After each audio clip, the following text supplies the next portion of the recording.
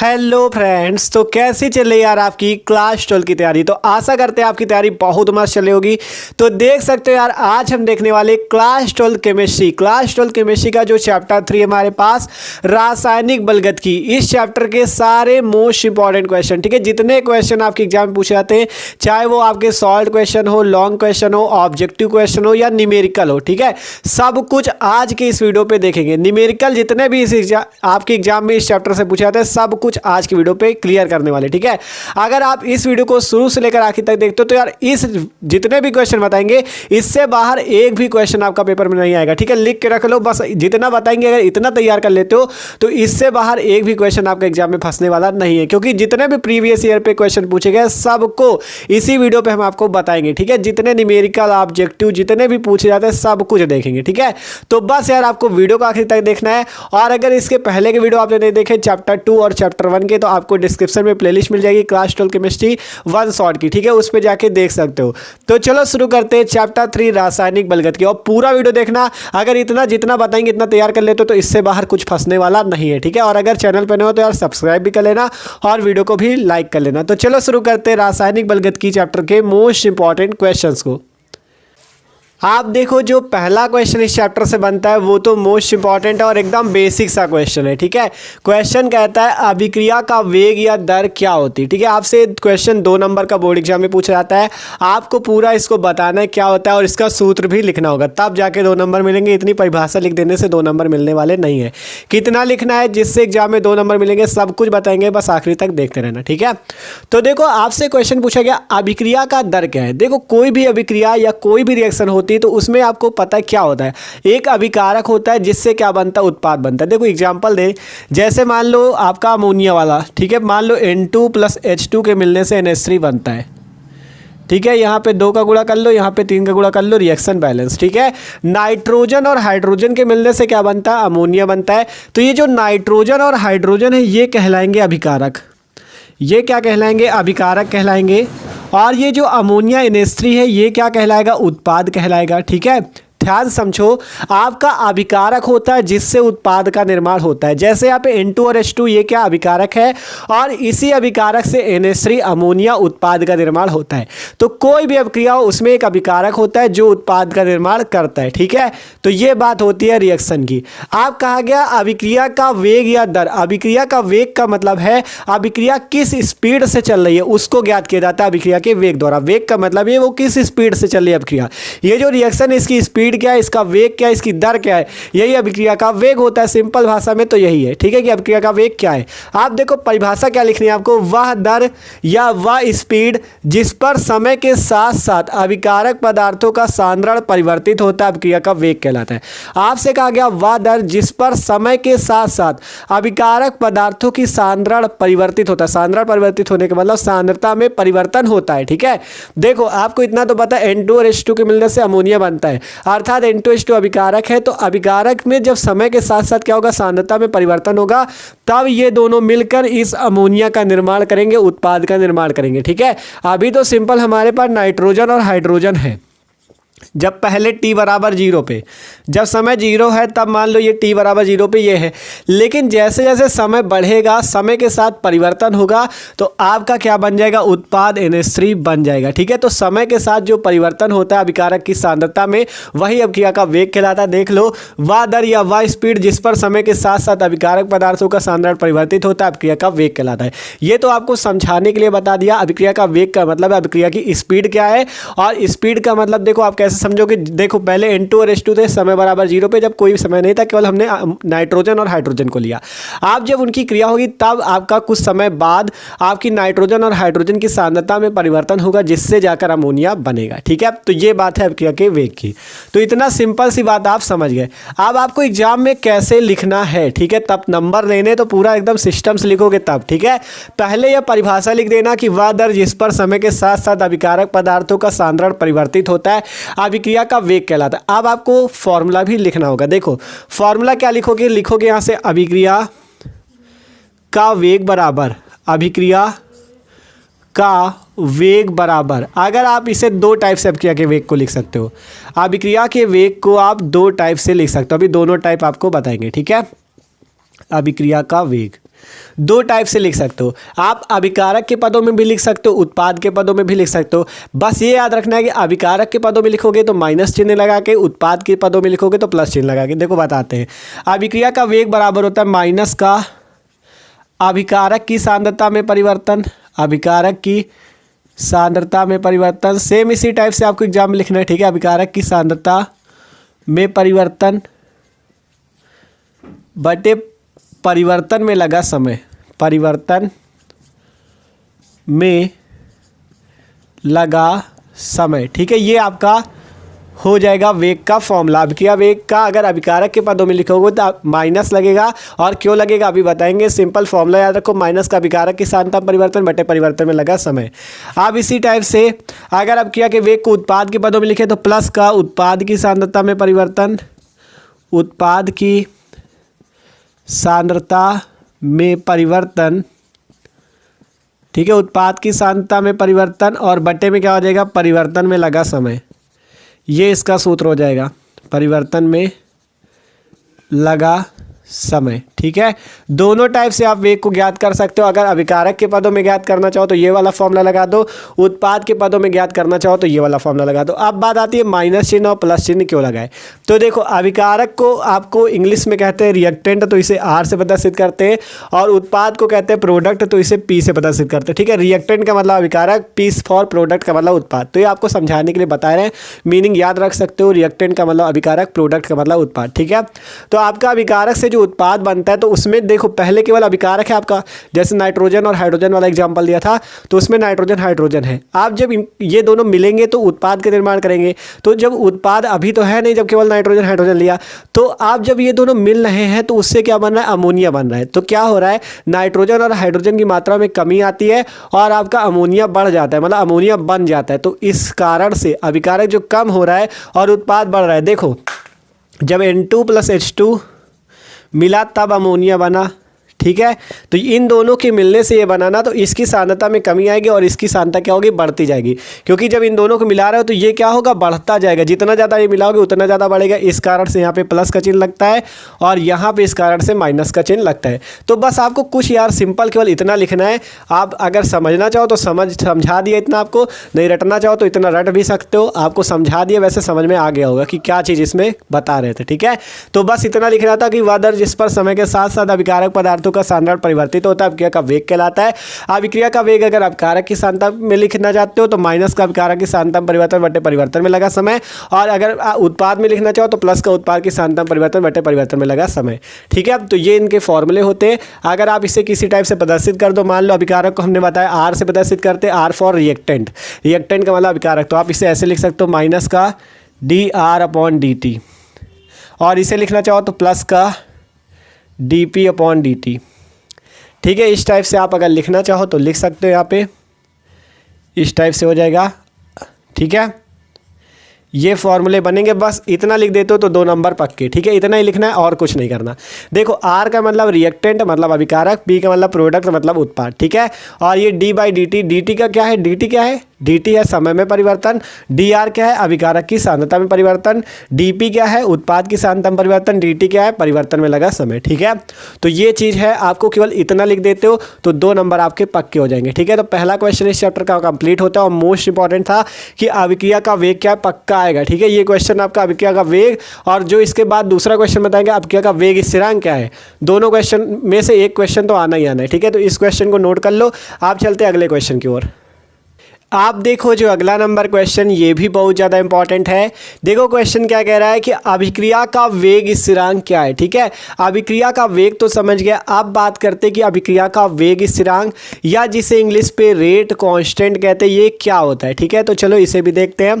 तो सिंपल हमने यहाँ पे सबसे पहले लिखा, यदि किसी रासायनिक अभिक्रिया में किसी क्षण का मतलब या किसी समय कह सकते हो या किसी क्षण कह सकते हो, तो किसी क्षण अभिकारक का आणविक सांद्रण C हो तो उस समय अभिक्रिया का वेग dx/dt सांद्रण C के समानुपाती होता है। क्या कहा गया आपसे ये कहा गया कि यदि किसी रासायनिक अभिक्रिया में, कोई भी रासायनिक अभिक्रिया है, अगर आप उसको उस अभिक्रिया का वेग स्थिरांक पता करना है तो वो आपको बताएगा कि यदि किसी रासायनिक अभिक्रिया में किसी क्षण या किसी समय अभिक्रिया का आणविक सांद्रण C हो, आणविक सांद्रण सांद्रण या कह सकते हो अभिक्रिया में जो सांद्रता हो वो कितनी हो, c हो। ठीक है, तो c हो तो उस समय अभिक्रिया का वेग जो हो dx/dt सांद्रण c के समानुपाती होता है, ये आपसे कहा गया।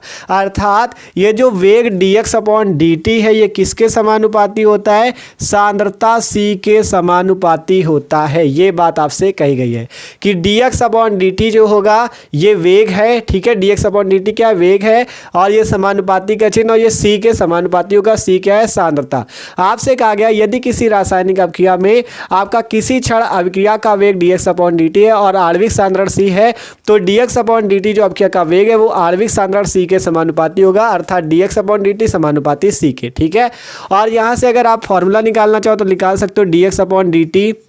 अब अगर ये समानुपाती का चिन्ह हट जाए तो बराबर का चिन्ह लगेगा और आपका एक नियतांक आएगा k और k इंटू सी, ये आपका पूरा फॉर्मूला जाके बन जाएगा। ठीक है, ये आपका फॉर्मूला बन जाएगा। यहाँ पे लिख सकते हो जहाँ के वेग स्थिरांक है, जहाँ के वेग स्थिरांक है, जहाँ के क्या है, वेग स्थिरांक है। ठीक है, जहाँ के आपका वेग स्थिरांक है, ये वाला के। ठीक है, यहाँ पे एरो बना सकते हो ये।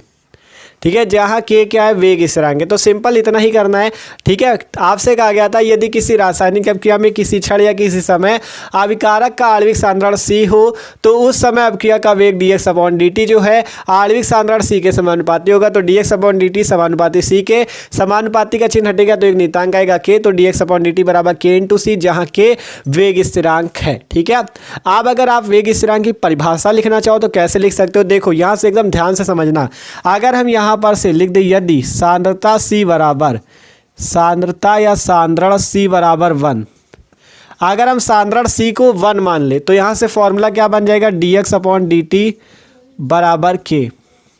ध्यान से देखना जो कह रहे हैं, हमने पहले इतना फॉर्मूला जनरेट किया dx/dt बराबर k इंटू सी, जहाँ k वेग स्थिरांक है। आप कह रहे हैं आपसे यदि सांद्रण जो हो c का मान 1 हो जाए तो यहाँ से क्या हो जाएगा, dx/dt बराबर k के। dx/dt किसके बराबर हो जाएगा, k के, जहाँ k वेग स्थिरांक और dx/dt वेग है। ठीक है, dx/dt वेग और k क्या है, वेग स्थिरांक। तो आपका वेग किसके बराबर हो जाएगा, वेग स्थिरांक के। ठीक है, ये क्या है वेग, ये k क्या है, वेग स्थिरांक। तो वेग जो होगा वेग स्थिरांक के बराबर हो जाएगा। और कब होगा, जब सांद्रण c होगा। ध्यान से समझो, यहीं से परिभाषा बनेगी। जब सांद्रण c का मान 1 रखा जाएगा तो जो वेग है वो वेग स्थिरांक के बराबर हो जाएगा। कैसे हुआ, देखो dx/dt बराबर k और c है, c का मान 1 रख दोगे तो k इंटू 1 बराबर क्या आ जाएगा, k ही तो आएगा।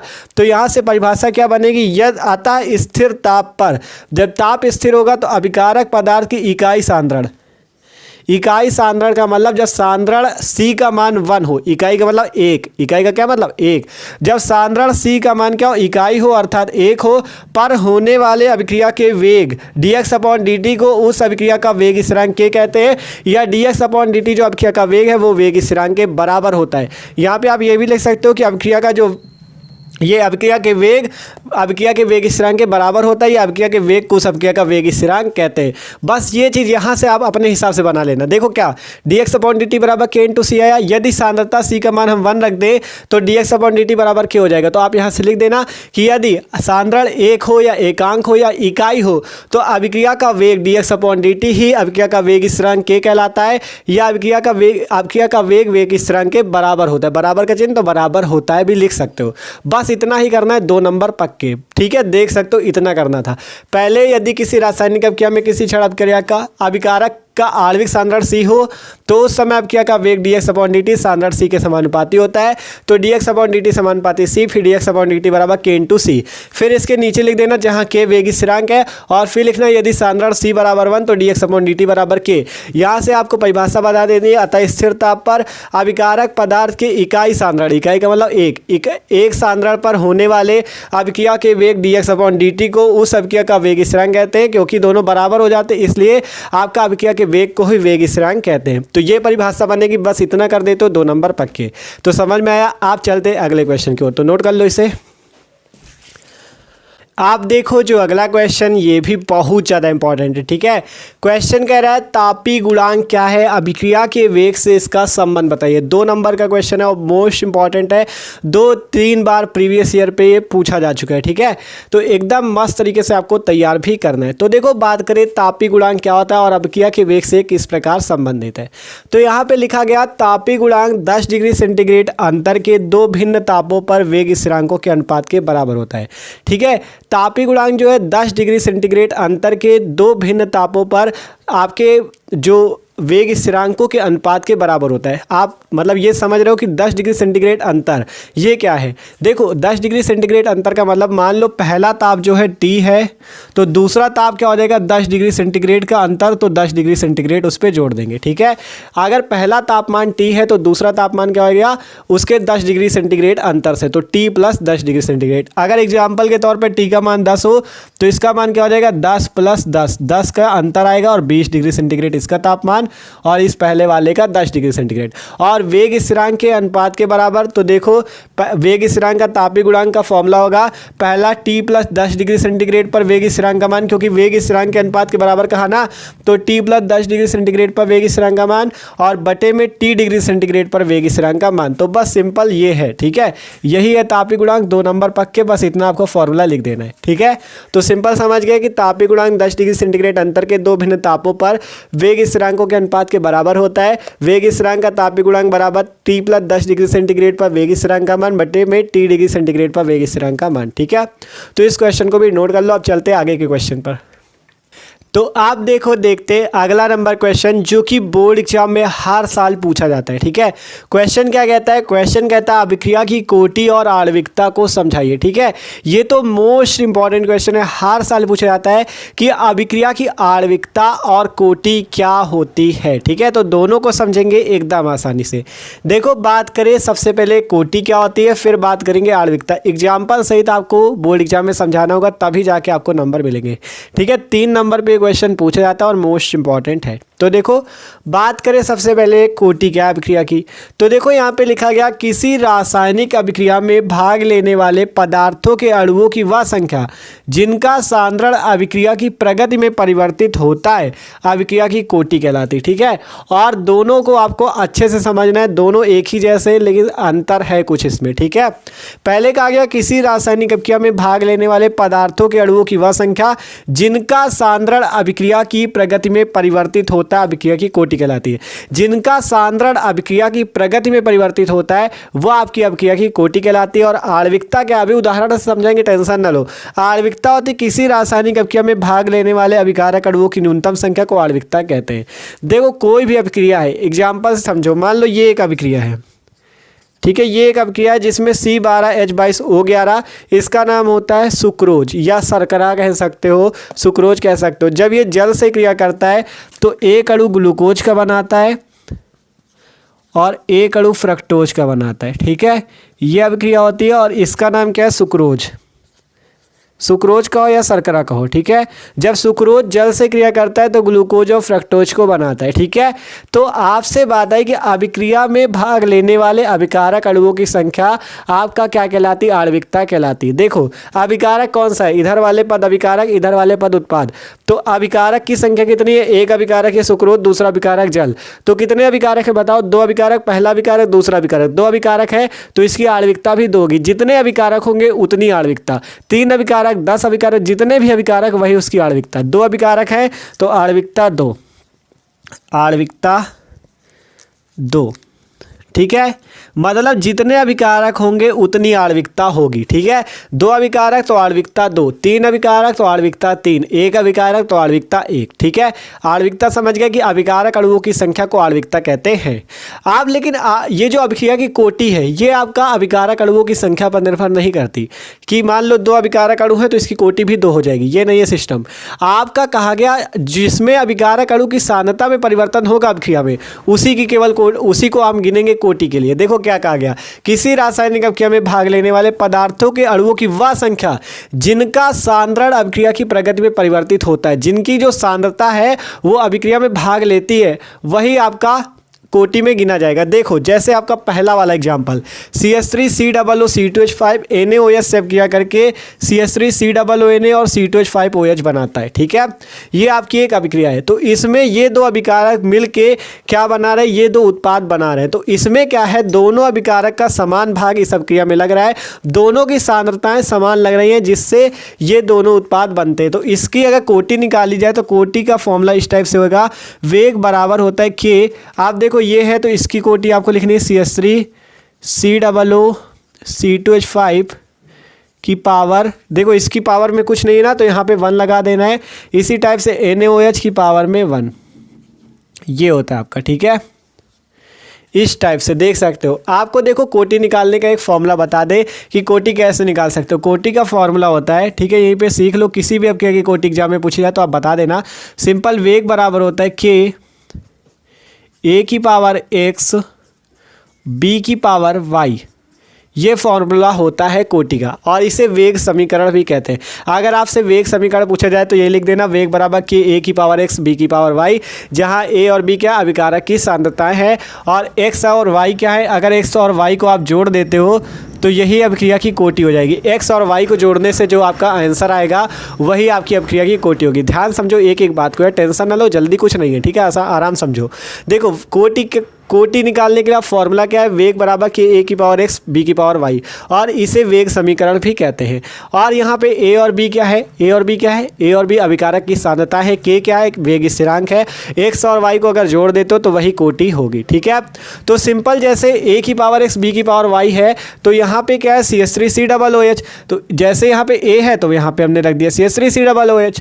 ठीक है, CH3COO C2H5, और इसकी पावर में कुछ नहीं, मतलब इसकी गुणा में कुछ नहीं, 1 है तो 1 की इसकी पावर में आ गया। इसी टाइप से NaOH है तो NaOH की पावर में भी क्या आ गया, 1। जैसे यहाँ पे A की पावर X B की पावर Y का मतलब ही वही है। A का मतलब अभिकारक की सांद्रता इस वाले की, B का मतलब इस वाले की सांद्रता, और X और Y का मतलब उनकी घात है। ठीक है, X और Y के घाते हैं। तो यहाँ पे कुछ नहीं है, 1 है तो यहाँ पे 1 इसकी घात आ गई, यहाँ पे कुछ नहीं, 1 है तो इसकी घात 1 आ गई। यहाँ से अगर कोटि निकाली जाए तो कोटि कितनी आ जाएगी, आपसे कहा जैसे यहाँ पे A की पावर X B की पावर Y, X और Y को जोड़ दोगे तो कोटि हो जाएगी। वैसे इन दोनों की घातों को जोड़ दे, 1 और ये 1, तो 1 और 1 जोड़ दो तो कोटि हो जाएगी 2। तो ये किस कोटि की अभिक्रिया हो गई, द्वितीय कोटि की। ये वाली अभिक्रिया आपकी द्वितीय कोटि की है। इसकी कोटि 2 आई तो अभिक्रिया किस कोटि की, द्वितीय कोटि की। तो यहीं पे सीख लो कि कोटि भी कैसे निकाली जाती। आपसे कहा गया सिंपल वेग समीकरण ये होता है, कोटि बराबर वेग K A की पावर X B की पावर Y, ये आपका होता है वेग समीकरण। ठीक है, देख लो ये आपका ब्रैकेट पे बन। ठीक है, ये वेग समीकरण होता है। अगर आप इनकी घातों X और Y को जोड़ देते हो तो कोटि निकल आएगी। हमने कैसे निकाला, वेग बराबर K, इसकी पावर में 1 आया और इसकी पावर में भी 1 आया। क्यों, क्योंकि यहाँ पे किसी चीज़ का गुणा नहीं है तो 1 का गुणा माना जाएगा। तो कोटि निकालने के लिए इसकी घात को जोड़ दो, इसकी घात को, जैसे यहाँ पे X और Y को जोड़ा गया था, घात ही तो थी, तो दोनों को जोड़ दिया तो X + Y आया। यहाँ पे क्या है, 1 + 1 2। तो ये अब क्या किस कोटि की हो गई, द्वितीय कोटि की। अब आपसे क्या कहा गया, एक चीज़ आपसे कहा गया था कि जिनका सांद्रण अभिक्रिया की प्रगति में परिवर्तित होता है केवल उसी की उस मतलब उन्हीं अभिकारकों को हम गिनेंगे। ठीक है, ऐसे अणुओं की संख्या जिसकी मतलब आपकी जो अभिक्रिया में भाग लेते हैं, जिनकी सांद्रता में परिवर्तन होता है, केवल उन्हीं को आपको गिनना है। देखो जैसे इसमें ये दोनों अभिक्रिया, ये दोनों मिलकर इन दोनों को बना रहे हैं, तो इन दोनों को हमने यूज किया कोटि निकालने पे, और इसकी कोटि आई 2। लेकिन यहाँ पे ये जो दूसरा एग्जाम्पल लिखा है ना, इसीलिए लिखा है कि आप कंफ्यूज ना हो, आप समझ लो। जैसे यहाँ पे ये है C12H22O + H2O, ये और ये बनता है, तो यहाँ पे क्या फर्क होता है, जब ये इस पे आपका जल मिलता है तो जल की सांद्रता बहुत कम लगती है। ध्यान से समझना, ये जो C6 ये C12H22O है, इसी के टूटने से ये दोनों बनते हैं और जल की सांद्रता में बहुत कम परिवर्तन होता है, जिसके कारण हम जल को नहीं गिनते। जैसे यहाँ पे इन दोनों को गिना,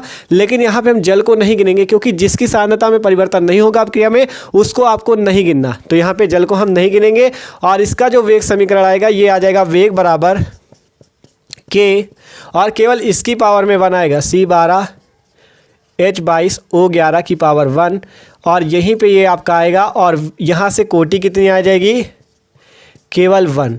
ठीक है, ये इसीलिए कह रहा है समझ लो। देखो ध्यान समझो, कुछ आपको टेंशन नहीं लेनी। देखो क्या कह रहे हैं, पहले इतना तो जान गए कोटि निकलती कैसे, इतना जान गए। फिर उसके बाद ये अभिक्रिया थी, तो आपसे ये कह रहे हैं कि कोटि वो होती है जिसमें ऐसे अणुओं की संख्या जो आपका अभिक्रिया में उनकी सांद्रताओं में परिवर्तन हो। तो इन दोनों के मिलने से देखो ये Na यहाँ पे लगा और ये बना, और ये C2H5 और OH, मतलब दोनों के भाग आपके बराबर बराबर लग रहे हैं और ये बन रहा है।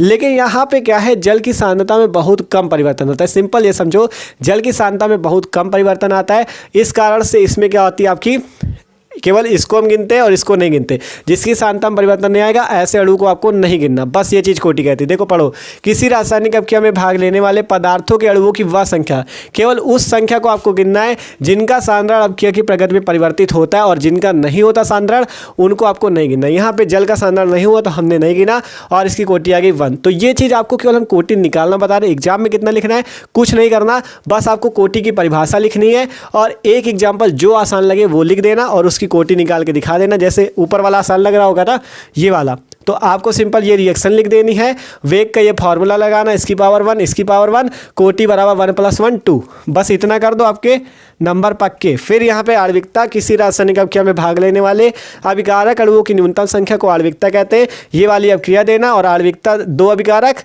तो 2, ये देना चाहो ये दे लो, नहीं जो ऊपर दी है इसी को नीचे दे दो, क्योंकि इस पे निकालोगे आणविकता तब भी तो 2 अभिकारक हैं, 2 ही तो आएगी। एक ही रिएक्शन याद कर लेना, ये वाली याद कर लो और दोनों जगह यही यूज कर देना। इसको यहाँ पे भी लिख देना, तो इसमें भी 2 अभिकारक, तो आणविकता 2 हो जाएगी।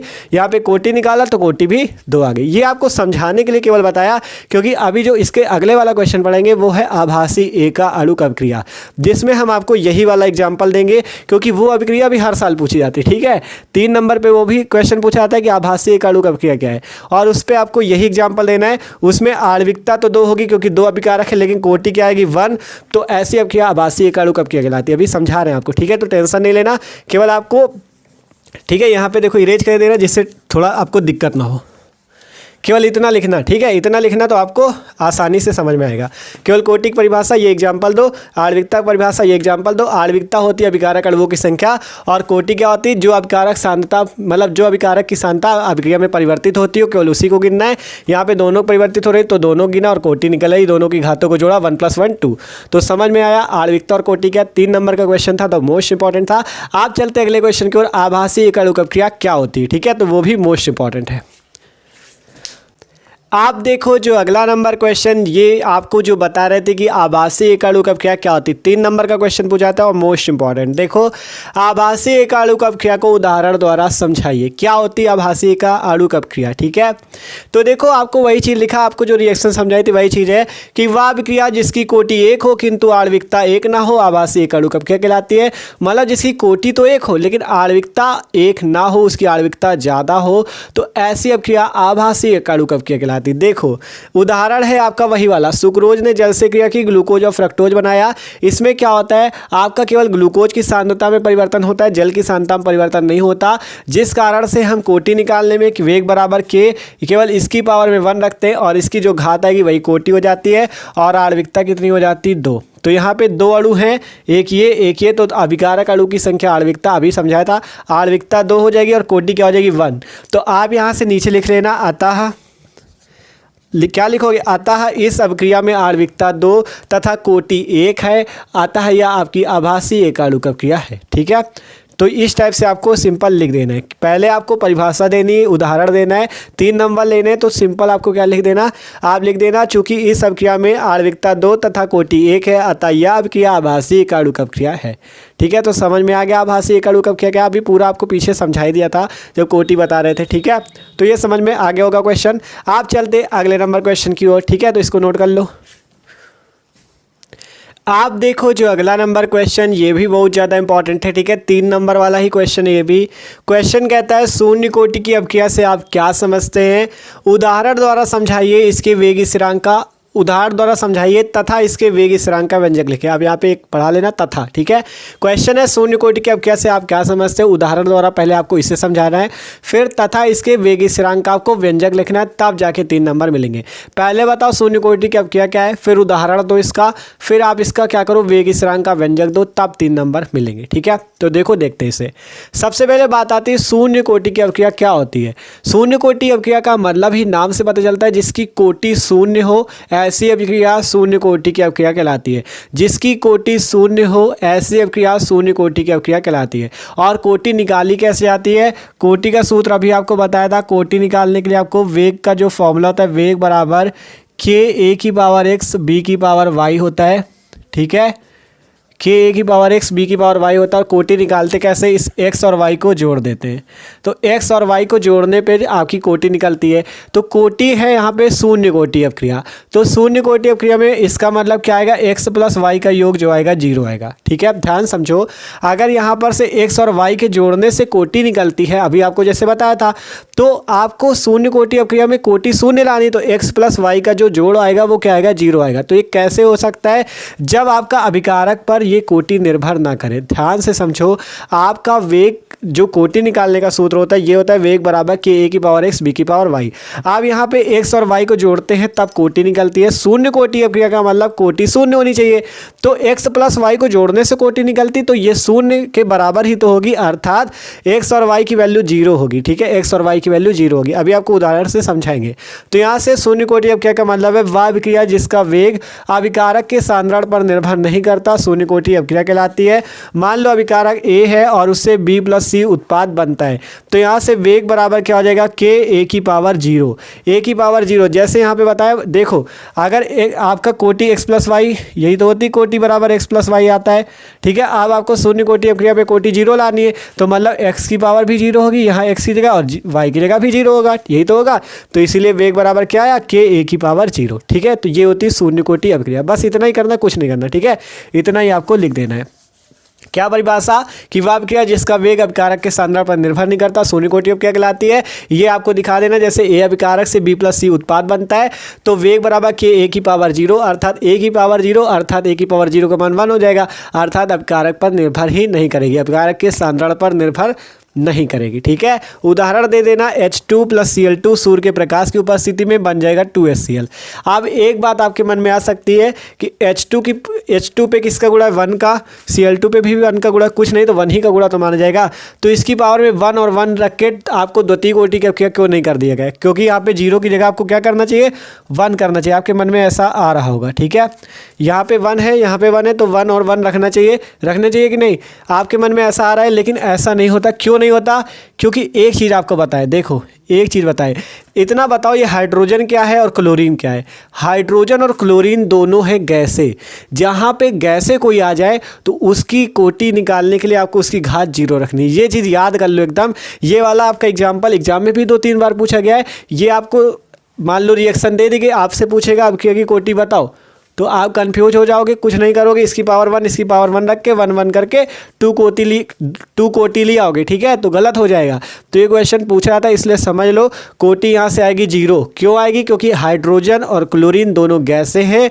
आपसे कह रहे हैं नोट करके रख लो कि जहाँ पे गैसें हो उसकी कोटि निकालनी हो तो उसकी पावर में 0 ही रखेंगे, चाहे उसकी यहाँ पे 3 का गुणा हो चाहे 5 का, लेकिन गैस है तो 0 रखेंगे। ठीक है, तो ये चीज़ आपको याद रख लेना। हाइड्रोजन क्लोरीन था तो इसकी पावर में 0 क्यों आया? क्योंकि हाइड्रोजन और क्लोरीन गैसें हैं। तो कोटि बराबर के H2 की पावर 0 Cl2 की पावर 0, और कोटि यहाँ से जब 0 0 जोड़ोगे तो 0 ही आ जाएगी। बस ये सिंपल उदाहरण दे देना है। अब बात आती है वेग स्थिरांक का व्यंजक शून्य कोटि का 2, तो वेग स्थिरांक का व्यंजक हो जाएगा x = kT। ठीक है, x = kT, जहाँ x अभिकारक A की वह मात्रा है जो t समय में अभिक्रिया करती है। x क्या है? अभिकारक A की वह मात्रा जो t समय में अभिक्रिया करती है, और k क्या है? वेग स्थिरांक है। बस इतना लिख देते हो तो आपके 3 नंबर पक्के। ठीक है, तो ये क्वेश्चन भी कंप्लीट होता है कि शून्य कोटि की अभिक्रिया क्या है, और इसका एक उदाहरण दो और इसमें वेग स्थिरांक का व्यंजक लिखो। तो इसको भी नोट कर लो। आप चलते हैं अगले क्वेश्चन की ओर। आप देखो जो अगला क्वेश्चन है ये भी बहुत ज़्यादा इंपॉर्टेंट है कि प्रथम कोटि की अभिक्रिया क्या है और इसे उदाहरण द्वारा समझाइए। ठीक है, तो चलो इसे भी देखते हैं। तो देखो क्वेश्चन है प्रथम कोटि की अभिक्रिया से आप क्या समझते हैं, उदाहरण द्वारा समझाइए। तो हमने लिखा प्रथम कोटि अभिक्रिया वह अभिक्रिया जिसका वेग केवल एक अभिकारक की सांद्रता के अनुक्रमानुपाती होता है, प्रथम कोटि की अभिक्रिया कहलाती है। ठीक है, केवल एक अभिकारक की सांद्रता के अनुक्रमानुपाती हो या समानुपाती हो तो वो आपका प्रथम कोटि की अभिक्रिया कहलाएगी। देख सकते हो एग्जाम्पल, जैसे उस पर शून्य कोटि पे दिया था वैसे इस पे ए अभिकारक है जिससे बी प्लस सी उत्पाद बनता है, तो वेग क्या होगा? के ए की पावर 1। ए की पावर 1 का मतलब कोटि क्या होगी? 1। वहाँ पे ए की पावर 0 था तो कोटि क्या हो गई थी 0, तो लेकिन यहाँ पे ए की पावर 1 तो कोटि हो जाएगी 1। और उदाहरण दे देना यही वाला जो अभी 2-3 बार दे चुके हो आपका आभासी एकड़ कब क्या पे भी यही दिया, C12H22O11 plus H2O C6H12O6 plus C6H12O6 बनता है। और H2O पर निर्भर करेगा नहीं, केवल इसकी सांद्रता पर निर्भर करेगा, तो इसकी पावर में 1 आ जाएगा और यहाँ से कोटि 1 अर्थात प्रथम कोटि की अपक्रिया, इतना लिख देना है। फिर बात आएगी प्रथम कोटि अपक्रिया का समीकरण, तो समीकरण होता है K = 2.303/T log बेस में 10 A/A-x, जहाँ K वेग स्थिरांक, T समय है, A क्या है, A है अभिकारक की प्रारंभिक सांद्रता और A-x जो है T समय पश्चात की सांद्रता है या T समय पर सांद्रता है। बस इतना लिख देना है, आपके 3 नंबर पक्के। ठीक है, देखो कुछ नहीं करना यार, अभी आपको ये वाला एग्जांपल तो समझाया ही था, तो वही चीज़ है, पहले परिभाषा लिख देना, स्टेप समझा देना, उदाहरण लिख देना, कोटि 1 तो प्रथम कोटि की अपक्रिया, फिर प्रथम कोटि अपक्रिया का समीकरण। आप देखो इस टाइप से क्वेश्चन पूछा जा सकता है प्रथम कोटि का, या आपका एक क्वेश्चन और आता है 2-3 बार पूछा गया कि प्रथम कोटि अपक्रिया के लक्षण लिखो। ये क्वेश्चन भी बहुत इंपॉर्टेंट, तो आप लोग इसे नोट कर लो, फिर आपको थोड़ा सा बता दें कि प्रथम कोटि अपक्रिया के लक्षण क्या होते हैं। ठीक है, न्यूमेरिकल की तरफ भी चलेंगे, थोड़ा आपकी जितनी भी परिभाषाएं पूछी जाती पहले वो कंप्लीट हो जाए, फिर न्यूमेरिकल, फिर ऑब्जेक्टिव। ठीक है, सब कुछ देखेंगे। आप देखो बात करें कि प्रथम कोटि अपक्रिया के लक्षण क्या होते हैं, ये भी आपसे क्वेश्चन पूछाता है कि प्रथम कोटि अपक्रिया के लक्षण बताओ, तो आप लक्षण भी लिख सकते हो। देखो आपको एक चीज़ पहले फॉर्मूला याद होना चाहिए, फॉर्मूला होता है प्रथम कोटि अपक्रिया का T = 2.303/K log बेस में 10 A/A-x।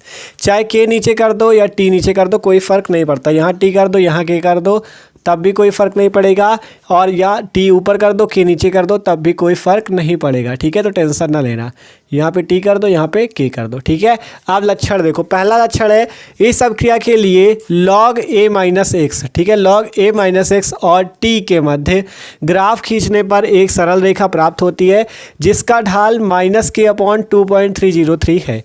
ये आपको पहला लक्षण लिखना है कि इस अपक्रिया के लिए log A-x और T के मध्य ग्राफ खींचने पर एक सरल रेखा प्राप्त होती है जिसका ढाल -K/2.303 होता है। फिर दूसरा लक्षण, प्रथम कोटि की अपक्रिया का अर्धायुकाल अभिकारकों के प्रारंभिक सांद्रण पर निर्भर नहीं करता। देखो आपको यहाँ पे अर्धायुकाल का भी फॉर्मूला बता दे रहे हैं, वो भी याद कर लेना। अर्धायुकाल का फॉर्मूला होता है T1/2 = 0.693/K। ठीक है, इससे बेस न्यूमेरिकल अभी आपको लगवाएंगे तब आपको इस फॉर्मूले का यूज आएगा। आपको केवल 2-3 फॉर्मूले हैं इस चैप्टर के, वो याद कर लेने, वो याद हो गए तो चाहे जो न्यूमेरिकल आ जाए आप लगा सकते हो। ठीक है, पहला फॉर्मूला ये वाला, दूसरा ये, दोनों याद कर लेना, अभी आपको न्यूमेरिकल लगवाएंगे तब आपको काम आएंगे। ठीक है, T1/2 = 0.693/K। तीसरा लक्षण, अपक्रिया के पूर्ण होने में अनंत समय लगता है, ये इसका मतलब जो प्रथम कोटि अपक्रिया इसको पूर्ण होने में अनंत समय लगता है। चौथा लक्षण है कि अभिकारक की सांद्रता n गुना बढ़ाने पर अपक्रिया का वेग भी n गुना बढ़ जाता है। ठीक है, तो ये इसके लक्षण है। पहला लक्षण कि इस अपक्रिया के लिए log A-x और T के मध्य ग्राफ खींचने पर एक सरल रेखा प्राप्त होती है जिसका ढाल -K/2.303 है। दूसरा लक्षण, प्रथम कोटि की अपक्रिया का अर्धायुकाल अभिकारकों के प्रारंभिक सांद्रण पर निर्भर नहीं करता। तीसरा लक्षण है कि अपक्रिया के पूर्ण होने में अनंत समय लगता है। जो प्रथम कोटि की अपक्रिया है इसको पूर्ण होने में कितना समय लगता है, अनंत समय लगता है। चौथा लक्षण, अभिकारक की सांद्रता n गुना बढ़ाने पर अपक्रिया का वेग भी n गुना बढ़ जाता है। तो ये है प्रथम कोटि अपक्रिया के लक्षण, इनको भी आपको तैयार कर लेना क्योंकि ये भी पूछे जाते हैं। आप चलते अगला क्वेश्चन बचता है कि आपका अभिक्रिया का वेग किन किन कारकों पर निर्भर करता है, वो वाला क्वेश्चन देख लें, फिर उसके बाद हम आपको ले चलेंगे न्यूमेरिकल की ओर और ऑब्जेक्टिव क्वेश्चन की ओर। तो चलो देखते हैं। आप देखो जो अगला नंबर क्वेश्चन, ये बहुत ज़्यादा मोस्ट इंपॉर्टेंट और 5 नंबर का पूछा जाता है। ठीक है, क्वेश्चन 5 नंबर का बहुत ज़्यादा इंपॉर्टेंट है, तो आपको यार इसे भी तैयार जरूर करना है। तो देखो क्वेश्चन क्या कहता है, क्वेश्चन है आपका रासायनिक अपक्रिया के वेग पर प्रभाव डालने वाले कारकों का उल्लेख कीजिए या वर्णन कीजिए। ठीक है, मतलब जो रासायनिक अपक्रिया का वेग है आपका, उस पर कौन कौन से कारक है जो उन पर प्रभाव डालते हैं, उनका आपको वर्णन करना है जिससे आपको 5 नंबर मिलेंगे। ठीक है, क्वेश्चन क्या है कि रासायनिक अपक्रिया के वेग पर प्रभाव डालने वाले कारकों का वर्णन कीजिए। तो देखो कौन कौन से कारक है, हमने लिखा निम्नलिखित कारक अपक्रिया के वेग को प्रभावित करते हैं।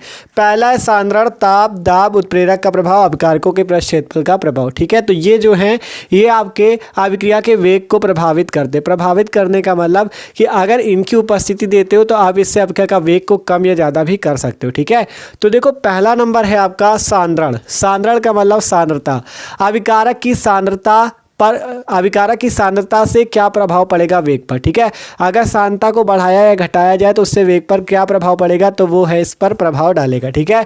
तो पहला नंबर सांद्रता जो है ये आपके आके वेग को प्रभावित करती है, आपके आके वेग पर प्रभाव डालती है। तो देखो कैसे डालती है वो समझो। आणविक अभिक्रियाएं अणुओं के परस्पर टकराने से होती है। जो अभिक्रियाएं होती हैं, जैसे आपको बताया था N2H2 से NH3 बन रहा है, तो ये जो कोई भी रिएक्शन होती है उसमें अणुओं के मध्य क्या होती है, टक्कर होती है, जिससे अभिक्रिया पूर्ण होती है। ये आपको याद रखना है कि जो अभिक्रियाएं होती है उनमें अणुओं के मध्य टक्कर होती है, जिससे अभिक्रियाएं पूर्ण होती है, ठीक है, ये याद रखना है। तो देखो आणविक अभिक्रिया अणुओं के परस्पर टकराने से होती है, टक्कर से होती है। और अभिकारक अणुओं का सांद्रण बढ़ने से, मतलब सांद्रता अगर बढ़ जाएगी तो अभिकारक अणुओं की संख्या भी बढ़ जाएगी। अगर सांद्रता बढ़ेगी तो अणुओं की संख्या भी बढ़ेगी, जिससे टक्कर भी बढ़ेगी, और टक्कर बढ़ेगी तो वेग भी बढ़ जाएगा। ध्यान से समझो। कोई भी अभिक्रिया है, मान लो कोई भी अभिक्रिया है, तो वो तब पूर्ण होती है जब अभिकारक अणुओं के मध्य टक्कर होती। इतना लिख लो पहले कि आपकी जो कोई अभिक्रिया होती है वो तब पूर्ण होती है जब अभिकारक अणुओं के मध्य टक्कर होती है। तो आपका जब सांद्रण बढ़ेगा, अगर सांद्रता को बढ़ा देंगे तो अणुओं की संख्या क्या होगी, बढ़ जाएगी।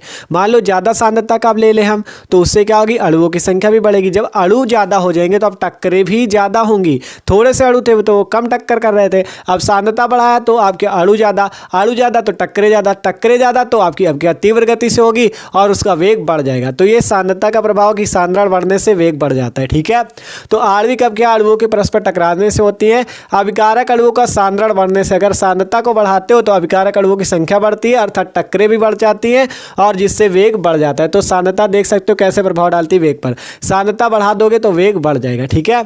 अगला नंबर है ताप। ताप कैसे प्रभाव डालता है, देखो ताप बढ़ने से अणुओं में टक्करों की संख्या बढ़ती है। अगर आप टेम्परेचर बढ़ा दोगे तो जो अणु होंगे परस्पर तेजी टक्कर करने लगेंगे, और जब टक्कर तेजी होगी तो आपकी अभिक्रिया तीव्र गति से चलेगी और वेग बढ़ जाएगा। तो ये चीज़ है कि ताप बढ़ने से अणुओं में टक्करों की संख्या बढ़ती है, जिससे वेग बढ़ता है।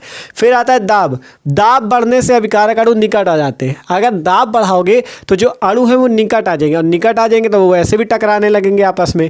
तो वही चीज़, जिससे टक्करें बढ़ती है तथा वेग बढ़ता है। मतलब दाब बढ़ाओगे तब भी वेग बढ़ेगा, ताप बढ़ाओगे तब भी वेग बढ़ेगा। फिर उत्प्रेरक का प्रभाव। उत्प्रेरक की उपस्थिति से वेग को कम या अधिक कर सकते हैं। अगर किसी उत्प्रेरक की आप किसी अभिक्रिया में उपस्थिति देते हो तो उससे आप अभिक्रिया की गति या अभिक्रिया के वेग को कम या अधिक कर सकते हो। ये इसका चौथा नंबर उत्प्रेरक का प्रभाव। पांचवा अभिकारकों के पृष्ठ क्षेत्रफल का प्रभाव। अगर आप पृष्ठ का क्षेत्रफल बढ़ा देते हो, मतलब क्षेत्रफल बड़ा जगह कर देते हो, तो उससे भी वेग बढ़ जाता है, ठीक है। तो ये है कि अभिकारकों के पृष्ठ क्षेत्रफल का प्रभाव। तो पृष्ठ क्षेत्रफल बढ़ने से वेग बढ़ जाता है, ठीक है। मान लो पृष्ठ क्षेत्रफल पहले छोटा था, आप क्षेत्रफल मतलब बड़ी जगह होगी तो उससे भी टक्करें बढ़ेंगी और वेग बढ़ जाएगा, ठीक है। तो इस टाइप से आप बना के भी लिख सकते हो कि टक्करें, बस ये याद रखो, जब टक्करें होती है तो अभिक्रिया तीव्र गति से होती है, ठीक है। अभिकारक अणुओं के मध्य टक्करें होती है, जिससे अभिक्रिया होती है। अगर सांद्रता बढ़ाओगे तो टक्करें तेजी हो जाएंगी, जिससे आपकी वेग बढ़ जाएगा। ये पहला नंबर था कि सांद्रता बढ़ने से वेग बढ़ता है। दूसरा ताप बढ़ाओगे तो टक्करें तेजी होंगे और वेग बढ़ जाएगा। दाब बढ़ाओगे तो अभिकारक अणु निकट आ जाएंगे और वेग बढ़ जाएगा। फिर उत्प्रेरक की उपस्थिति से वेग को कम या अधिक कर सकते हैं। फिर अभिकारकों के पृष्ठ क्षेत्रफल का क्या प्रभाव है कि पृष्ठ क्षेत्रफल बढ़ने से वेग बढ़ जाता है। तो 5 नंबर का क्वेश्चन है, अपने हिसाब से बना के लिख लेना। बस याद रखो अभिकारक अणुओं के मध्य टक्करों से अभिक्रिया होती है। अपने हिसाब से बना के लिख लेना, 5 नंबर पक्के हो जाएंगे। तो इसको नोट कर लो। आप जो बचे हमारे न्यूमेरिकल, क्योंकि इस चैप्टर से ही सबसे ज़्यादा न्यूमेरिकल आपके पूछे जाते हैं, तो आप मोस्ट इंपॉर्टेंट न्यूमेरिकल जो एग्जाम में पूछे जाते हैं उनको देख लेते। तो इसका स्क्रीनशॉट ले लो। आप देखो जो एक एक करके न्यूमेरिकल्स को देखते हैं, और ऐसे न्यूमेरिकल देखेंगे जो कि हर साल बोर्ड एग्जाम में पूछा जाता है और मोस्ट इंपॉर्टेंट है, ठीक है।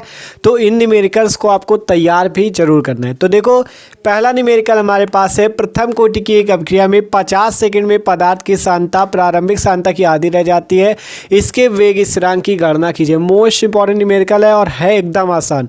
अगर इसके लगाने का तरीका समझ गए तो एकदम आसान लगेगा, नहीं पढ़ के आप सोचोगे कठिन है, ठीक है एकदम आसान। देखो कैसे, आपको पहले इसको पढ़ना है। आपसे कहा गया प्रथम कोटि की एक अभिक्रिया, तो यहाँ पे सॉल्यूशन पे आपको पहले लिखना है प्रथम कोटि।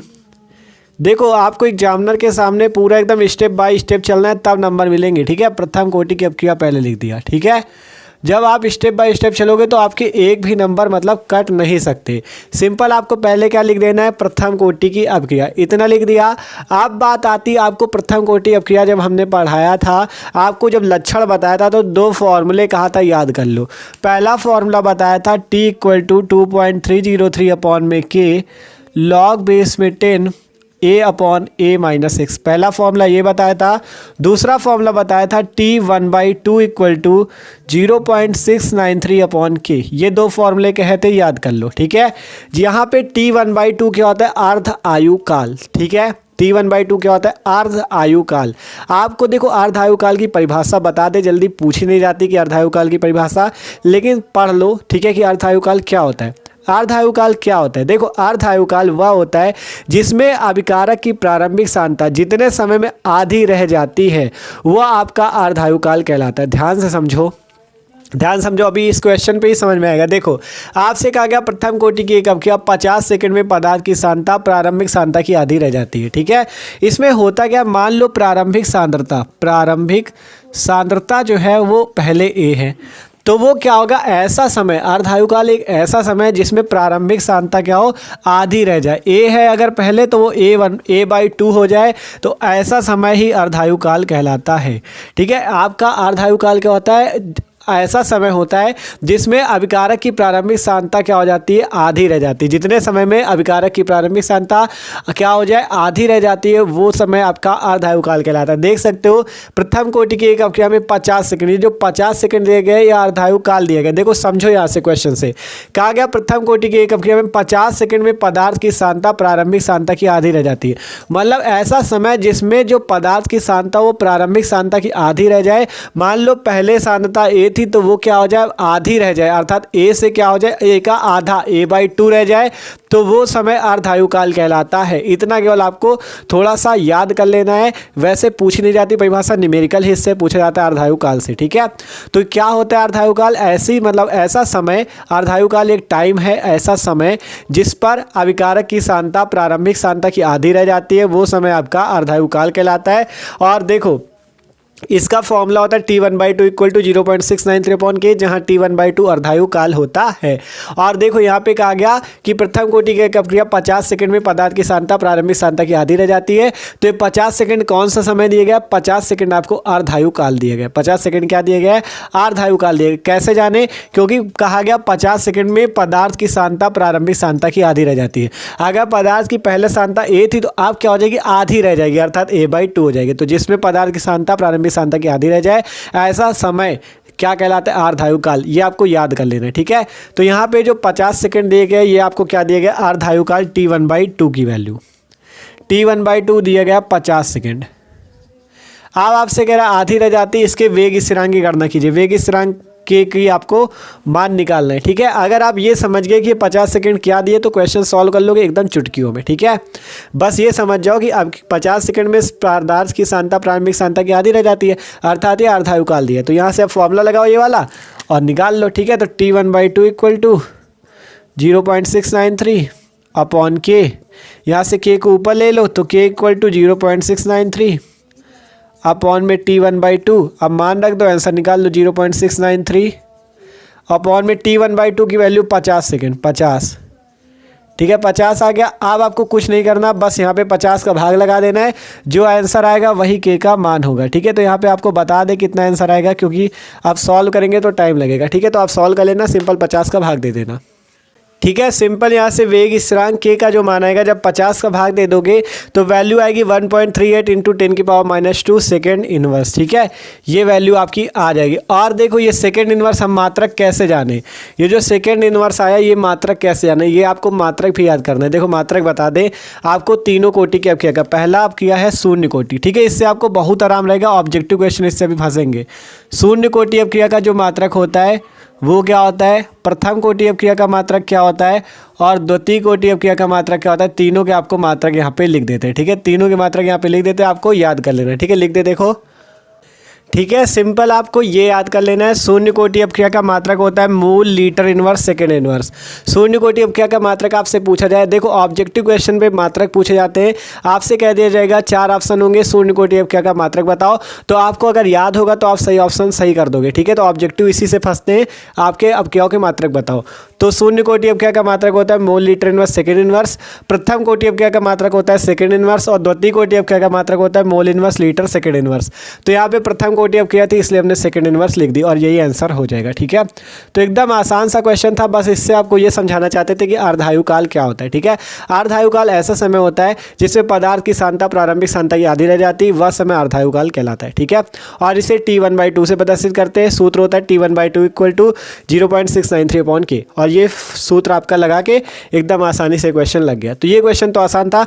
अब ले चलते हैं आपको बड़े क्वेश्चन की तरफ जो कि एग्जाम में पूछे जाते हैं और मोस्ट इंपॉर्टेंट होते हैं।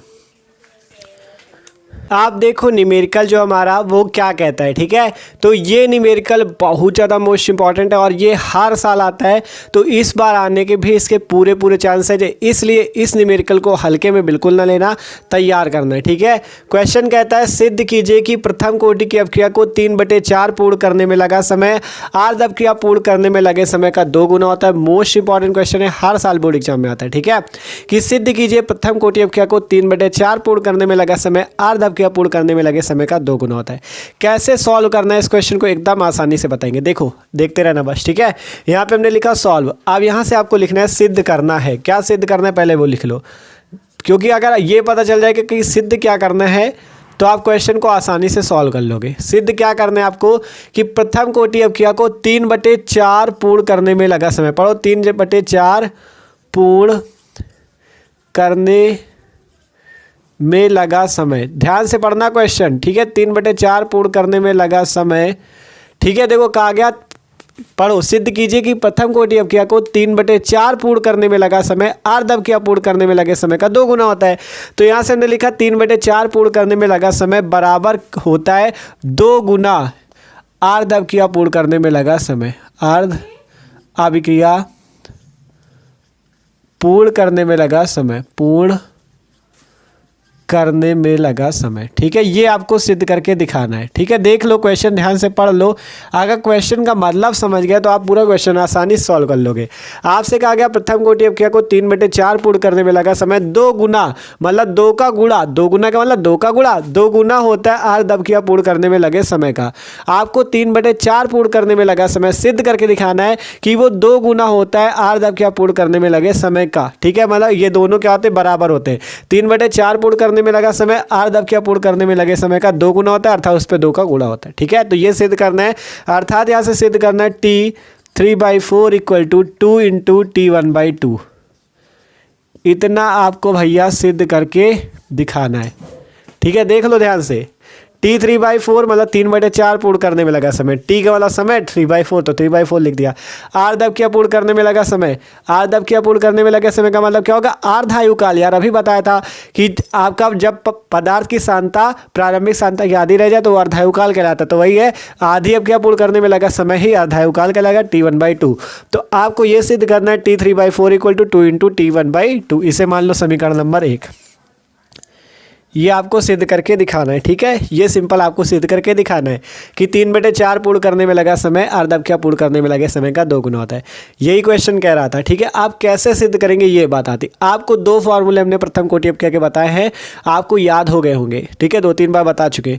देखो क्या है, पहला फॉर्मूला है T = 2.303/K log बेस में 10 A/A-x, ये फॉर्मूला बताया था। और दूसरा फॉर्मूला T1/2 का बताया था 0.693/K। ठीक है, एक फॉर्मूला ये बताया, एक फॉर्मूला ये बताया। तो देखो आपको T3/4 की वैल्यू निकालनी, तो आपको यहाँ पे 3/4 कर लेना है और यहाँ पे इसका सूत्र पे आपको सारी वैल्यू रख के निकाल लेना है। T1/2 की वैल्यू तो सिंपल यही होती है, तो इसे समीकरण 3 मान लेना और इससे जो वैल्यू आएगी उसे समीकरण 2 मान लेना, यहाँ पे रख देना, आंसर आ जाएगा। देखो निकाल के बताए तभी तो समझ में आएगा। तो देखो T3/4 की वैल्यू हमें निकालनी इस फॉर्मूले से। आप सबसे पहले बात आती है 3/4 आपका लगा है, तो यहाँ पे एक चीज़ बताओ, T क्या है, समय है, के क्या है, वेग स्थिरांक है। ए क्या है, ए को बताया था जब अभी ये फॉर्मूला प्रथम कोटि में बताया था। ए अभिकारक की प्रारंभिक सांद्रता है, ए माइनस एक्स जो है टी समय बाद की सांद्रता है। ठीक है, ए प्रारंभिक सांद्रता, ए माइनस एक्स टी समय बाद की सांद्रता। तो यहाँ से लिखते हैं माना ए इक्वल टू 100। ए को हम मान लेंगे 100 की इक्वल। ठीक है, ए है प्रारंभिक सांद्रता तो ए को मान लेंगे 100 की इक्वल, क्योंकि हमें ए और ए माइनस एक्स की वैल्यू जब तक नहीं रखेंगे सवाल हल ही नहीं होगा। और ए माइनस एक्स क्या होती है, टी समय बाद सांद्रता। सॉरी, पहले एक्स को देखें। ठीक है, ए जो होती है प्रारंभिक सांद्रता, एक्स क्या हो जाएगी टी समय बाद, तो टी समय क्या है 3/4, तो 3/4 तो क्या हो जाएगा 100 का 3/4 मतलब 100 गुणे 3/4। ध्यान से समझो, यही समझ गए तो पूरा क्वेश्चन सॉल्व कर लोगे। आपने ए को माना 100, ए क्या है प्रारंभिक सांद्रता अभिकारक की, ए को माना 100, तो एक्स जो है टी समय बाद होती है, तो एक्स क्या हो जाएगी 100 गुणे 3/4। ठीक है, पहली 100 है तो दूसरी क्या हो जाएगी 100 का 3/4 मतलब 100 गुणे 3/4। देखो, क्योंकि 3/4 निकालना है ना, तो 100 में गुणा कर दो 3/4 का, तो एक्स की वैल्यू आ जाएगी। ठीक है, तो ये सिंपल यहाँ से वैल्यू निकालोगे, 4 से 100 को काटो 25 और 25 गुणे 3 आ जाएगा 75। तो यहाँ से x की वैल्यू आ जाएगी 75 और a माइनस एक्स की वैल्यू निकालोगे तो 100 minus 75 equal to 25। a minus X की वैल्यू 25, a की वैल्यू 100। यहीं पे समझना है। ठीक है, ये समझ गए तो क्वेश्चन सॉल्व कर लोगे, नहीं तो लटक जाओगे। ठीक है, तो यहीं पे समझो यार कि सिंपल, जैसे a की वैल्यू 100 है, x की वैल्यू आपकी कैसे निकली 100 इंटू 3/4, क्योंकि 3/4 भाग निकाला तो 100 इंटू 3/4। इसी टाइप से आपको करना है। और यहाँ से वैल्यू आ जाएगी x की 75, तो a माइनस एक्स की वैल्यू कैसे आ जाएगी, a की वैल्यू 100 मानी, x की वैल्यू 75, सॉल्व कर लो 25। इतना अगर समझ गए तो क्वेश्चन एकदम आसान। देखो कैसे, यहाँ से अब वैल्यू रख देनी केवल। देखो t3/4 इक्वल टू 2.303 अपॉन के। देखो 2.303 अपॉन के लॉग बेस में 10। ए की वैल्यू कितनी है, ए की वैल्यू 100 है तो 100 रख दो। ए माइनस एक्स की वैल्यू कितनी 25 है तो 25 रख दो। देख लो, ए की वैल्यू 100 रखी, ए माइनस एक्स की वैल्यू 25 रखी। 25 से 100 को काट दो, आ जाएगा 4। तो यहाँ से t3/4 इक्वल टू 2.303 अपॉन के लॉग बेस में 10 और यहाँ पे आ गया 4। ठीक है, क्या आ गया 4। अब इस 4 को हम एक चीज़ लिख सकते हैं, 2 की पावर 2 लिख देंगे। 2 की पावर 2, क्योंकि 2 की पावर 2 को भी 4 ही लिख सकते हो। 2 का पावर कितना होता है 4 ही तो होता है, तो यही लिख दिया। ठीक है, अब आगे सॉल्व करो। आगे देखो, इतने में सॉल्व करते हैं, आपको दिखाते हैं। ठीक है, आगे सॉल्व करके दिखाते हैं। इतना आया, आप देखो यहाँ से लिखते हैं t3/4 इक्वल टू 2.303 अपॉन के इंटू, आप देखो लॉग का एक फॉर्मूला होता है, मैथ वालों को पता होगा। लॉग का एक फॉर्मूला होता है, लॉग m की पावर n बराबर n log m। ठीक है, ये लॉग का एक फॉर्मूला होता है, लॉग m की पावर n बराबर n log m। ठीक है, लॉग का फॉर्मूला होता है, आपको याद होना चाहिए। ठीक है, लॉग m की पावर n बराबर होता है n log m। ठीक है, तो लॉग m की पावर n बराबर n log m होता है। तो वैसे ही यहाँ पे क्या है, m की पावर n है यहाँ पे 2 की पावर 2। तो जैसे m की पावर n का n log m हो जाता है, वैसे ही क्या हो जाएगा यहाँ पे 2 log 2। ठीक है, देख लो इस फॉर्मूले से, देखो log m की पावर n का होता है n log m, तो वैसे यहाँ पे क्या हो जाएगा 2 log 2। ठीक है, तो यहाँ से हम लगा देंगे 2 log 2। इसे देखो m की पावर n मानो, इस 2 की पावर 2 को m की पावर n मानो, तो जैसे m की पावर n का n log m हो जाता है, वैसे ही इसका क्या हो जाएगा 2 की पावर 2 का 2 log 2। ठीक है, ये वैल्यू आएगी और यहाँ पे बेस में 10 रख दो। इतना देख लो, समझ लो 2.303 अपॉन के log m की पावर n इसे मानो, तो क्या हो जाएगा n log m, वैसे ही क्या हो जाएगा 2 log 2। ठीक है, ये सिंपल आएगा। इतना कर लिया तो आसान एकदम। देखो अब आगे आएगा t3/4 इक्वल टू 2.303 अपॉन के इंटू, ये 2 है, देखो 2 रखो log 2। अब log 2 का एक मान होता है 0.3010, आपको याद कर लेना है। log 2 का मान होता है 0.3010, तो ये यहाँ पे रख देना है। ठीक है, log 2 की वैल्यू कितनी होती है 0.3010। आप देखो यहाँ पे सॉल्व करो, t3/4 इक्वल टू, देखो ये 2 है तो इस 2 को पहले बाहर ले लो। देखो ये 2 जो है ना, ये वाला 2, इसको बाहर ले लो। अब ये 2.303 का 0.3010 से गुणा कर दो। 2.303 का 0.3010 से गुणा करोगे तो लगभग में 0.693 आ जाएगा और बटे में आ जाएगा के। इसे मान लेना समीकरण नंबर 2।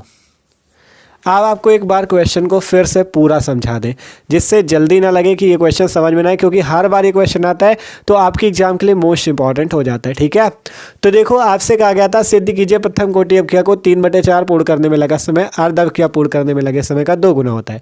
तो हमने सबसे पहले लिखा सिद्ध करना है। क्या सिद्ध करना है कि 3/4 पूर्ण करने में लगा समय 2 गुना होता है अर्ध अवक्रिया पूर्ण करने में लगे समय का। तो यहाँ से T3/4 = 2 × T1/2, क्योंकि T3/4 का मतलब 3/4 पूर्ण करने में लगा समय, 1/2 का मतलब आधी अवक्रिया पूर्ण करने में लगा समय। ठीक है, आधे का मतलब 1/2 ही तो होता है। तो यहाँ से सिंपल ये फॉर्मूला लगाया, T3/4 = 2.303/k log बेस में 10 a/a-x। अब बात आती थी कि a की वैल्यू कहाँ से आए, x की वैल्यू कहाँ से आए, a-x की वैल्यू कहाँ से आए। हमने a को मान लिया 100, a को मान लिया 100, तो माना लिखा a बराबर 100, a बराबर 100 मान लिया। x क्या है, t समय बाद की सांद्रता, a है प्रारंभिक सांद्रता। तो प्रारंभिक सांद्रता अगर 100 हो गई, हमें 3/4 का समय निकालना है, तो x का मान हो जाएगा 100 × 3/4। तो x का मान हो गया 100 × 3/4। सॉल्व कर लिया, आ गया 75।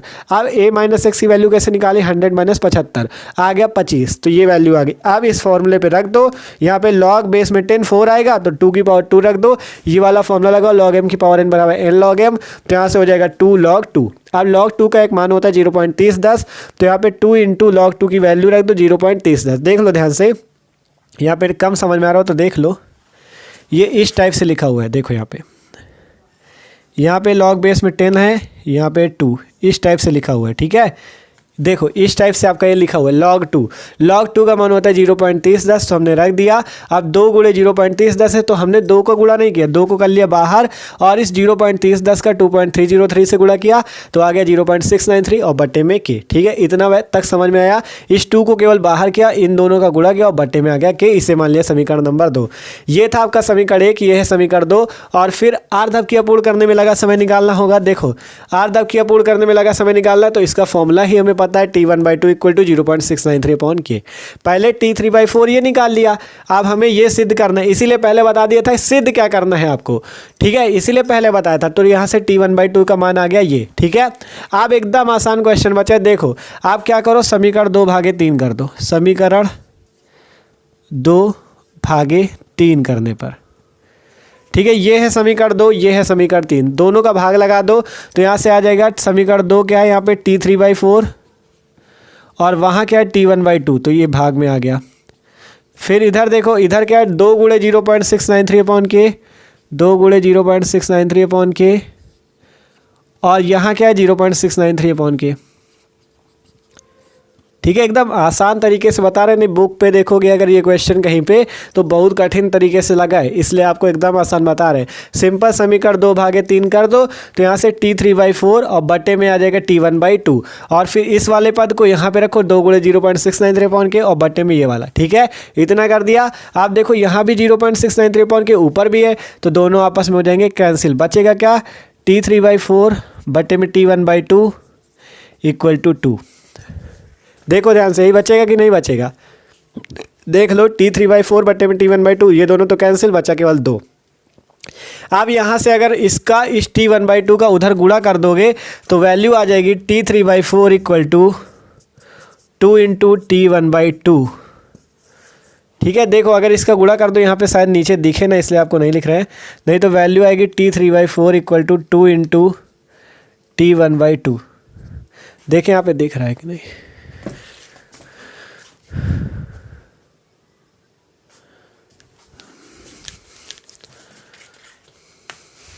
ठीक है, आप देखो सिंपल दिख रहा होगा। समीकरण 2/3 किया, तो ये वैल्यू आई T3/4 बट्टे में T1/2, और समीकरण 2 का था 2 × 0.693/k, और इसका था ये वाला 0.693/k, ऊपर नीचे कट गया, बचा 2 केवल। तो इस T1/2 का उधर गुणा कर दिया, तो आ गया T3/4 = 2 × T1/2।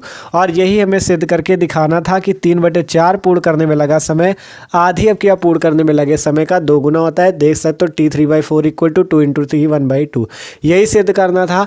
3 नंबर पे या 5 नंबर पे क्वेश्चन पूछा जाता है और मोस्ट इंपॉर्टेंट है। देखो ये जानते हैं कि ये क्वेश्चन थोड़ा सा शायद कम समझ में आया, लेकिन कोशिश यार पूरी की। अगर कम समझ में आया तो थोड़ा सा वीडियो पीछे करके एक बार फिर से इस क्वेश्चन को समझो। तब ना समझ में आए तो कमेंट कर देना, एक बार फिर से आपको इस क्वेश्चन को अलग से वीडियो बना के समझा देंगे, ठीक है। और क्योंकि यार ये क्वेश्चन ही बहुत ज़्यादा इंपॉर्टेंट है, ठीक है, तभी तो पूछा जाता है जब इसमें कुछ बात होगी, कम समझ में आ रहा है इसका मतलब थोड़ा कठिन पड़ रहा है, तो ये इसी कारण से तो हर बार पूछा जाता है, ठीक है। तो आपको समझने का पूरा प्रयास करना है, वीडियो को एक बार फिर से पीछे करके देख लेना, ठीक है, क्वेश्चन समझ में आ जाएगा। तो अब आप लोग इस क्वेश्चन को नोट कर लो। अब हम ले चलेंगे आपको ऑब्जेक्टिव क्वेश्चन की ओर, जो कुछ ऑब्जेक्टिव क्वेश्चन एग्जाम पूछे जाते हैं उनको देख लेते हैं, फिर वीडियो को खत्म करते हैं, ठीक है। तो इसका स्क्रीनशॉट ले लो। आप देखो जो सबसे ज़्यादा मोस्ट इंपॉर्टेंट ऑब्जेक्टिव क्वेश्चन है उनको देख लेते हैं, ठीक है। और ये क्वेश्चन आपने पढ़ लिए हैं, ठीक है, क्योंकि जितने भी आपको परिभाषाएं बताई उन्हीं से ये क्वेश्चन, ठीक है। तो देखो पहला क्वेश्चन है प्रथम कोटि अवक्रिया के लिए वेग स्थिरांक का समीकरण। इतनी देर से आपको बता रहे हैं प्रथम कोटि अवक्रिया के लिए वेग स्थिरांक के दोनों समीकरण। आपको पहला ऑप्शन ये दिया गया है, दूसरा ऑप्शन ये, तीसरा ये, चौथा ये, 4 ऑप्शन है। चारों में से एक ऑप्शन सही है। जो ऑप्शन अगर आपको सही लग रहा हो आपको कमेंट करना है कौन सा ऑप्शन सही है, क्योंकि आपको इतनी देर से बता रहे हैं कौन सा मात्रक है, कौन सा सूत्र है प्रथम कोटि अवक्रिया का। तो आपको इनमें से जो ऑप्शन सही लग रहा हो आप इसका कमेंट करके बताना है, ठीक है। दूसरा क्वेश्चन देखते हैं, निम्नलिखित में से कौन सी अवक्रिया आभासीय एकाणुक अवक्रिया है। अभी जब आपको आभासीय एकाणुक अवक्रिया बताई थी तो उसमें बताया था आभासीय एकाणुक अवक्रिया ऐसी अवक्रिया होती है जिसमें कोटि एक हो लेकिन आणविकता एक ना हो, तो वो अवक्रिया आभासीय एकाणुक अवक्रिया। और उसका एग्जाम्पल भी दिया था CH3 COO प्लस H2O, जिससे आपका क्या बना था, ये वाली अवक्रिया थी, देखो ये वाली थी, ठीक है, CH3 COO C2H5, ठीक है। कौन सी थी, ये वाली थी, ठीक है। इसमें तो आपकी कोटि 2 आ जाएगी, ठीक है। ये वाली अवक्रिया थी, ये वाली CH3 COO CH3 plus H2O CH3 COOH plus CH3OH, जिसमें H2O की सांद्रता जो थी निर्भर नहीं कर रही थी, केवल इसकी सांद्रता पर वो निर्भर करता था, जिससे उसकी कोटि 1 थी और आणविकता 2 थी। तो ये अवक्रिया आभासीय एकाणुक अवक्रिया है। इसको एकदम मस्त तरीके से आप समझ सकते हो। अभी आभासीय एकाणुक अवक्रिया पढ़ के आओ तो यही वाला एग्जाम्पल आपको समझाया था, ठीक है। ये क्वेश्चन मोस्ट इंपॉर्टेंट, बहुत बार पूछा गया बोर्ड एग्जाम में, ठीक है। तो इसका ऑप्शन नंबर 2 सही हो जाएगा। इस वाले क्वेश्चन का तो आपको बताना है कौन सा है, तो कमेंट करना है इसका, ठीक है। अगला क्वेश्चन आता है शून्य कोटि अवक्रिया के लिए वेग स्थिरांक का मात्रक है। आपसे शून्य कोटि अवक्रिया के लिए भी पूछा जा सकता है, प्रथम कोटि के लिए भी पूछा जा सकता है, द्वितीय कोटि के लिए भी पूछा जा सकता है। आपको तीनों के मात्रक हमने बता दिए, आप मस्त तरीके से तीनों को याद कर लेना और इससे क्वेश्चन फंसेंगे। तो इनमें 4 ऑप्शन है, जो ऑप्शन सही हो आप इसका क्वेश्चन भी कमेंट करना, ठीक है, क्योंकि आपको बता ही दिए यार कैसे है, ठीक है। अब आपने अगर पढ़ा है तो इसका और इसका दोनों क्वेश्चन को कमेंट करके बताना, ठीक है। तो यार ये थे आपका पूरे चैप्टर के सभी इंपॉर्टेंट क्वेश्चन, ठीक है, जितने आपके एग्जाम में पूछे गए अभी तक सारे करा दिए, ठीक है। तो यार वीडियो अच्छा लगा हो तो लाइक कर देना और चैनल को भी जरूर सब्सक्राइब कर लेना, ठीक है। डिस्क्रिप्शन में प्लेलिस्ट मिल जाएगी क्लास 12 केमिस्ट्री की, उस पर जाके आप चैप्टर 1 चैप्टर 2 सारे आप वन शॉट देख सकते हो, ठीक है। तो okay, thanks for watching this video. मिलते हैं किसी अगले वीडियो पे।